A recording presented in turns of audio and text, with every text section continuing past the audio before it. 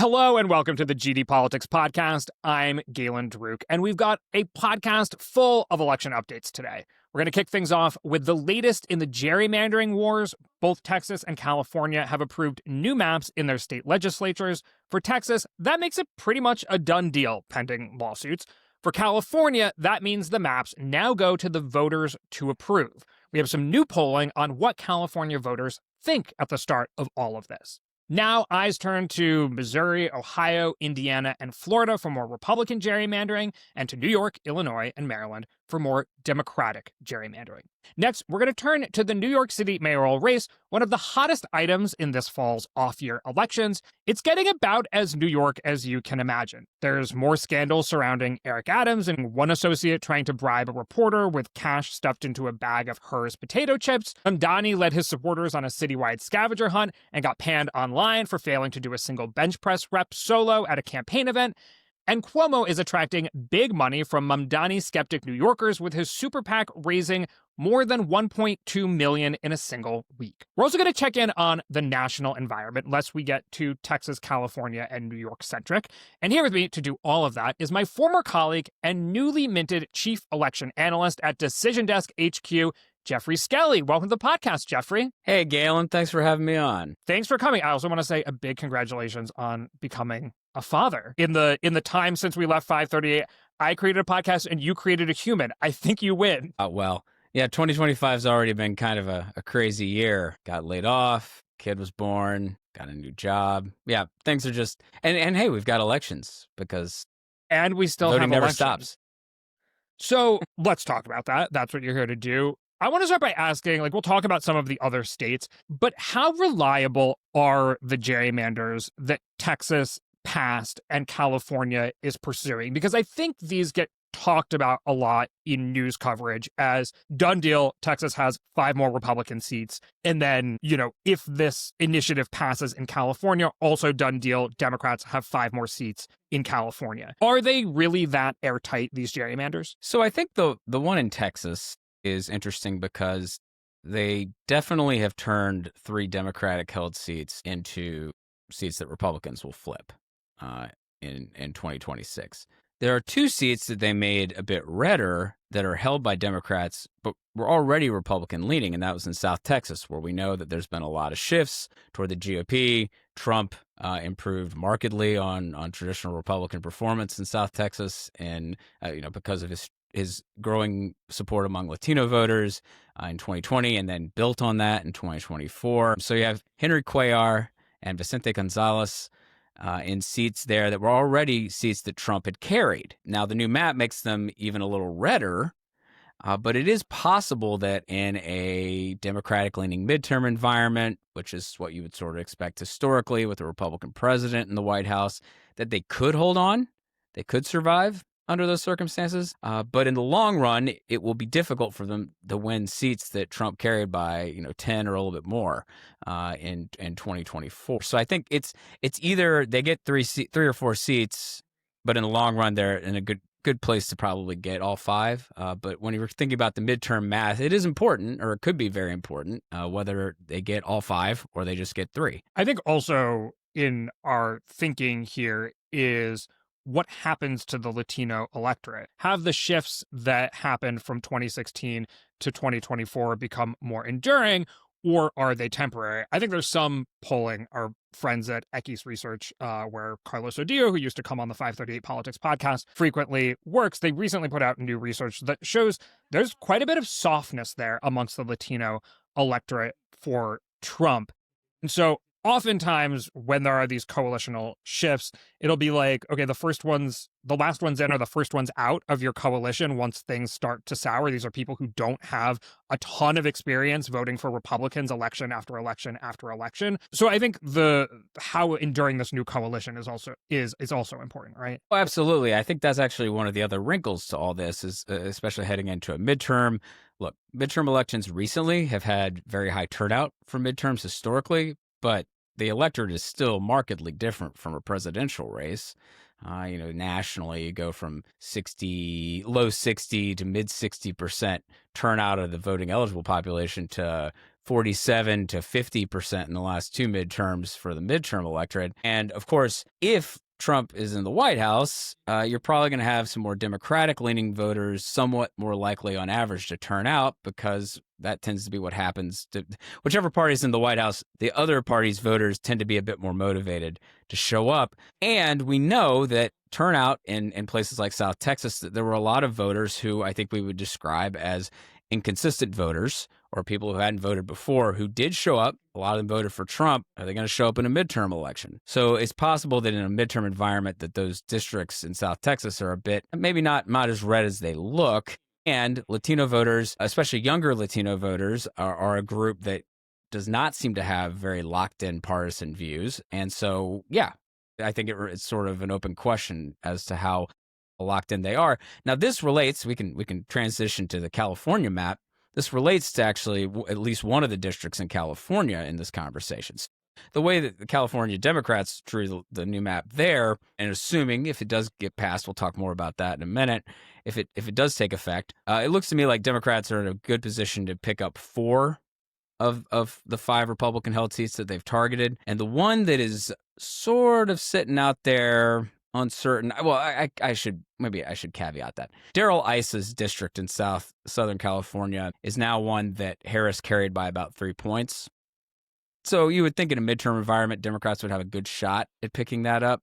But the one that they actually didn't make Democratic leaning, based at least on the presidential vote in 2024, and the one that is where Latino voters really come into play in a big way, is the 22nd district in the Central Valley, where David Valadao has a long history of running ahead of the Republican ticket. But then his district, which had traditionally been a Democratic-leaning one, even though he's a Republican, and he generally had been holding on to that seat, it shifted pretty markedly toward the GOP, and Trump carried it under the current lines by about 6 points. Under the new map, it would have only gone for Trump by about 2. So I think Democrats are banking on some maybe reversion to the mean for voters, the midterm swing helping them out. But that doesn't mean necessarily that it's going to end up being a pickup for them. So maybe Democrats only get 4 of those seats if Valadao once again sort of outruns the Republican brand. Yeah, okay, let's talk about the likelihood of those maps becoming law or going into effect before the 2026 midterms in California.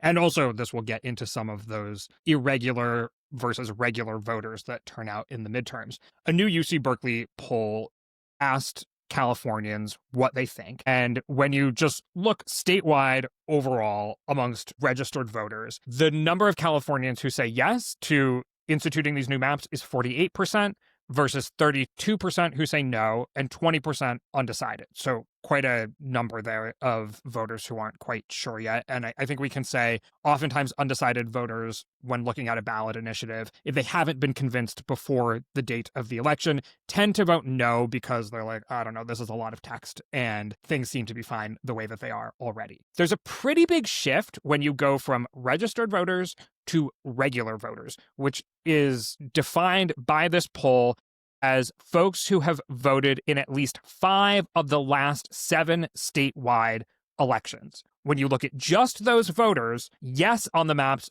55%. So an outright majority versus 34% who say no, and quite a fair fewer who are undecided. Obviously, I don't have to tell you this, but this is pretty divided by party. Democrats are 70% yes, Republicans are 72% no, and then independents are a little bit closer, but they still lean towards yes. Looking at that poll, would you say this is a done deal? I'm not going to say it's a done deal, but I do think from sort of the get-go that I've thought that it was more likely than not to get passed. I think it's the framing of this for Republicans is very difficult because Gavin Newsom, the Democratic governor, and Democrats in California can make this all about Trump. And you're talking about a state where, it's basically a 60-40 state, Democratic, Republican. And so if you get most Democrats to line up behind this measure, and independents in California tend to lean Democratic, if you get those groups to sort of line up behind the Democratic position, if you will, you're probably going to be able to find your way to a majority more easily than those in opposition. So that, I think, sort of that fundamental baseline was always an advantage for Democrats. Now, I know there has been some other polling. There was another survey that basically found people preferred leaving the line drawing to the commission that California uses over having the legislature have the power. But this is one of the situations where I also think it's going to really matter a lot how pollsters moving forward word questions about this ballot measure, because if you any little tweak in the framing could affect how people respond. Because I think, on average, we know because the commission was approved very strongly by voters and propositions in 2008 and 2010 to create an independent redistricting commission that did state legislative and congressional maps there. So in theory, those are very strongly supported. But the context of what's happening nationally and how nationalized our politics are and how easy it is for Democrats to just beat on the Trump drum, I think that they're probably in a pretty good position to pass this thing. Yeah, and you see even when former President Barack Obama endorsed this initiative, he started his endorsement by saying, in a perfect world, we would have this independent commission, and long-term gerrymandering is not the answer. But for now, this is what we have to do to fight Trump. And if that's the framing, I think in California, especially in California in an off year where Democrats are the most engaged, that regular voter question of have you voted in 5 of the last 7 elections, for an off year election, you're going to get an even more dedicated group of people than that. We're not talking about midterms. We're talking about an election that has popped up on people's calendars only 2 months before election day.